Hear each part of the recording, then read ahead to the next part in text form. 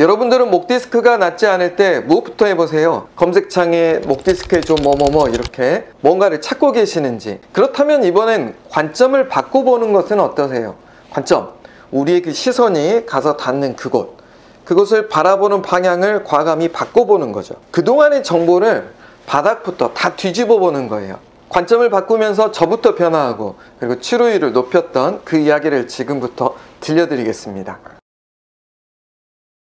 안녕하세요. 관절과 만성염증TV 오창원 한의사입니다. 이 목 디스크가 잘 낫지 않으면 여러분의 비할 바는 아니지만 제 마음도 편치 않는데요. 그러던 중 치료 효과를 매우 높인 그런 계기가 있었습니다. 바로 이 디스크에 대한 관점을 바꾸기 시작하면서부터였는데요.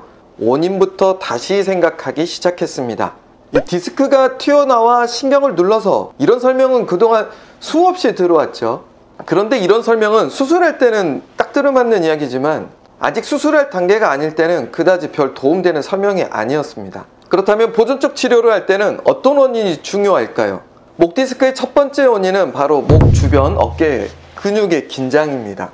이 디스크 주변의 긴장이 줄어들면 튀어나왔던 디스크가 다시 들어가기도 하거든요. 그래서 목 스트레칭, 어깨 스트레칭은 기본 중에 기본입니다. 어떤 스트레칭 하면 좋은지는 차차 알려드리도록 하고요. 오늘은 이 관점을 바꾸는데 좀 집중해 보도록 해요. 두 번째 원인은 염증입니다. 디스크가 튀어나와도 염증이 없다면 디스크 증상이 없어요. 실제로 아프지 않은 분들의 목을 MRI로 찍어보면 디스크가 튀어나와 있는 경우가 상당한데요.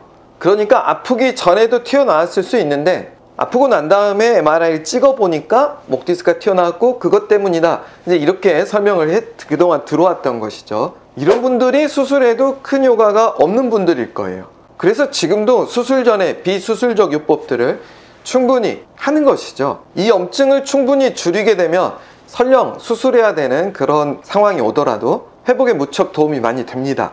두 번째 원인, 이 염증에 밑줄 쫙 치시고 별표 5개 형광펜으로 딱딱딱 그려주세요. 자, 이제 이 목 디스크의 세 번째 원인은 바로 소염진통제입니다. 아니, 좀 전에 원인이 염증이라고 이야기했는데 소염진통제가 다시 또 원인이라니, 그럼 뭔가 모순된다. 그래서 여러분 당황하셔야 돼요.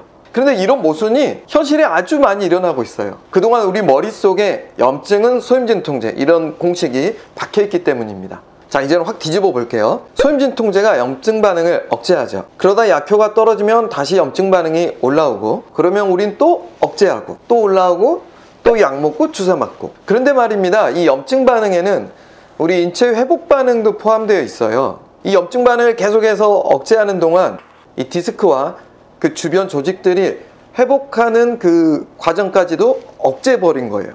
그래서 염증이 있는데 소염진통제 또 억제하고 또 다시 이렇게 무한 반복. 이 굴레를 탈출하지 않으면 잘 낫지 않습니다. 소염진통제를 쓸수록, 그리고 더 강력한 스테로이드를 넣을수록 더욱 나빠지는 악순환에 빠지는 경우들이 심심찮게 있어요. 물론 회복력이 충분한 분들이나 염증이 작은 분들은 소염진통제를 쓰더라도 이 회복 반응이 활성화돼 가지고 낫는 분들도 많죠. 하지만 과로 스트레스, 술이라든가 불면 등 점점 회복력이 떨어지고 있는 그분들은 스스로 이 염증을 회복할 힘도 없는데 소염진통제를 억제까지 해버릴 때 잘 낫지 않게 되는 것이죠.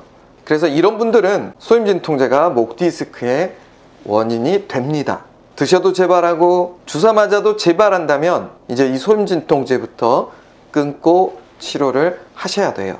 저도 이런 이야기를 환자분들께 하는 게 쉽지는 않았습니다. 하지만 제 관점이 바뀌고 소염진통제를 끊고 항염증 한약으로 치료하면서 치료율이 많이 올라갔어요. 기간도 단축하고요. 이제 여러분의 관점이 좀 바뀐다면 스트레칭 정말 잘해 주셔야겠죠. 그리고 소염진통제 끊고 항염증 한약으로 치료하시면 이 목 디스크 그렇게 어렵지만은 않습니다.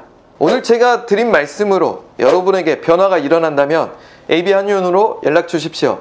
꼭 치료해 드리겠습니다. 자, 오늘은 이렇게 목 디스크의 원인에 대해서 다시 생각해보는 그런 말씀을 드려봤습니다. 또 도움되는 세세한 그런 방법들, 목 디스크 관리하는 방법, 스트레칭 등은 앞으로 차차 또 말씀드릴 거예요. 이렇게 끝까지 시청해주신 여러분들 감사드리고요. 여러분의 목 편한 날을 위해 저도 파이팅 하겠습니다. 그럼 다음 시간에 뵙죠. 안녕히 계세요.